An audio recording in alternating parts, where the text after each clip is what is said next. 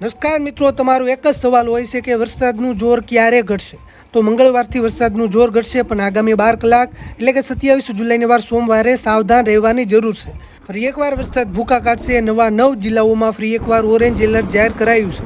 મિત્રો, આપ સૌ જાણો છો એ પ્રમાણે છેલ્લા કેટલાય દિવસોથી આપણે આઈએમડીનું મોડલ હોય, વેધર મોડલ હોય, જીએફએસ મોડલ હોય, સેટેલાઇટ તસવીરનું ઊંડાણપૂર્વક વિશ્લેષણ કરી વરસાદની તાલુકા પ્રમાણે માહિતી આપી રહ્યા છીએ, જેમના સારા રિઝલ્ટ મળી રહ્યા છે. અત્યારના તાજા લેટેસ્ટ વેધર મોડેલોના અનુમાન પ્રમાણે હવે ક્યાં નવા વિસ્તારોમાં તોફાની વરસાદ પડશે તેની તાલુકા પ્રમાણે સંપૂર્ણ સચોટ વાત કરીશું. સાથે વરસાદનો નવો રાઉન્ડ આવી રહ્યો છે, કઈ તારીખમાં આવી શકે તેની પણ માહિતી મેળવીશું. વિડીયો શરૂ કરતા પહેલાં ખાસ વિડીયોને લાઈક કરી દેજો. આપણી આ ચેનલને ખાસ સબસ્ક્રાઈબ કરવાનું ભૂલતા નહીં. તો મિત્રો, હવે ખાસ સમજો મિત્રો, પહેલાં આપણે કચ્છના વિસ્તારોથી શરૂઆત કરીએ. કચ્છમાં આપણે જીએફએસ મોડલના માધ્યમથી જાણીશું કે કયા વિસ્તારોમાં ભારે વરસાદ વરસી શકે. કચ્છના વિસ્તારોમાં મંગળવારથી વરસાદનું જોર ઘટશે, પણ આગામી 12 થી 24 કલાક દરમિયાન કચ્છમાં ભુજના વિસ્તારો હોય, અંજારના વિસ્તારો હોય, ગાંધીધામ, માંડવી, મુન્દ્રા, નખત્રાણા, લખપત, અબડાસા, ભચાઉ અને રાપરના કેટલાક વિસ્તારોમાં હળવાથી મધ્યમ વરસાદ, ખાસ કરીને જે ઉત્તર ગુજરાતને લાગુ વિસ્તારો છે એમાં ભચાઉના વિસ્તારો હોય, રાપરના વિસ્તારો હોય અને ગાંધીધામના વિસ્તારો,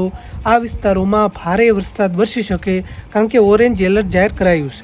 ઉત્તર ગુજરાતમાં હજુ પણ આગામી 24 કલાક દરમિયાન બનાસકાંઠા જિલ્લામાં ભારે વરસાદની આગાહી છે. બનાસકાંઠા જિલ્લામાં પાલનપુરના વિસ્તારો હોય, અમીરગઢ, દાંતા, દાંતીવાડા, ડીસા, ધાનેરા, કાંકરેજ, વડગામ, ઓગઢ અને હળદના કેટલાય વિસ્તારોમાં હળવાથી મધ્યમ વરસાદ, એકલ દુકલ વિસ્તારોમાં ભારે વરસાદ. આ સાથે સાબરકાંઠા જિલ્લામાં પણ યલો એલર્ટ છે.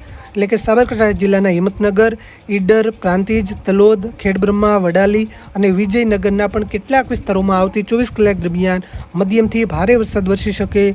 અરવલ્લી જિલ્લામાં પણ યલો એલર્ટ છે. અરવલ્લી જિલ્લામાં અરવલ્લી, ભિલોડા, મોડાસા, બાયડ, મેઘરજ, ધનસુરા અને માલપુરના કેટલાય વિસ્તારોમાં મધ્યમથી ભારે સુધીનો વરસાદ વરસી શકે. આ સાથે પાટણ, મહેસાણા અને ગાંધીનગર જિલ્લામાં હળવાથી મધ્યમ વરસાદની આગાહી છે. આવતીકાલથી આ વિસ્તારોમાં વરસાદનું જોર ઘટે તેવી શક્યતા છે. મધ્ય ગુજરાતના વિસ્તારોની વાત કરીએ તો મધ્ય ગુજરાતમાં અમદાવાદ જિલ્લામાં હજુ પણ આવતી 24 કલાક દરમિયાન યલો એલર્ટ જાહેર કરાયું છે.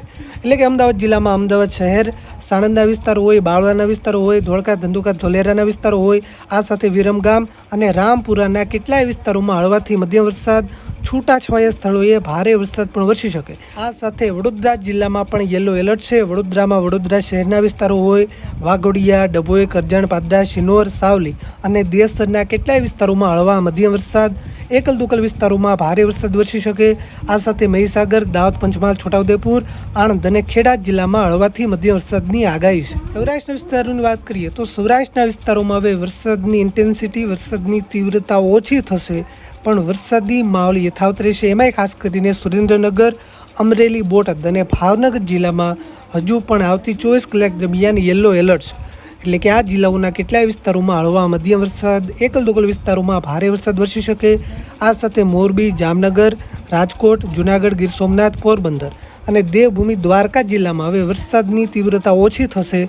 આ વિસ્તારોમાં હળવાથી મધ્યમ વરસાદની આગાહી છે. દક્ષિણ ગુજરાતના વિસ્તારોની વાત કરીએ તો દક્ષિણ ગુજરાતમાં સુરતમાં ફરી એકવાર ભારે વરસાદનું આગમન થઈ શકે. આગામી 24 કલાક દરમિયાન સુરતમાં યલો એલર્ટ જાહેર કરાયું છે. સુરતમાં 84ના વિસ્તારો હોય, સુરતના વિસ્તારો હોય, કામરેજના વિસ્તારો હોય, ઓલપાડ, માંગરોળ, માંડવી, બારડોલી, પલસાણા, મહુવા અને ઉમરપાડાના કેટલાય વિસ્તારોમાં હળવા મધ્યમ વરસાદ, એકલ દોકલ વિસ્તારોમાં ભારે વરસાદ વરસી શકે.